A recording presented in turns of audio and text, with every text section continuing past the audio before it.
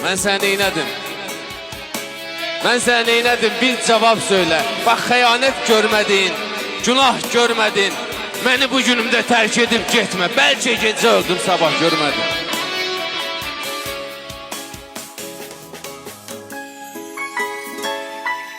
Düzünü desəydim bağışlayardım. Hamının səhvi var, günahı da var.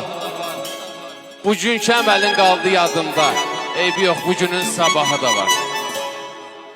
Mən səni sevdiyim yerə gəlmişəm. Qalan xəyalları götürmüşəm mən.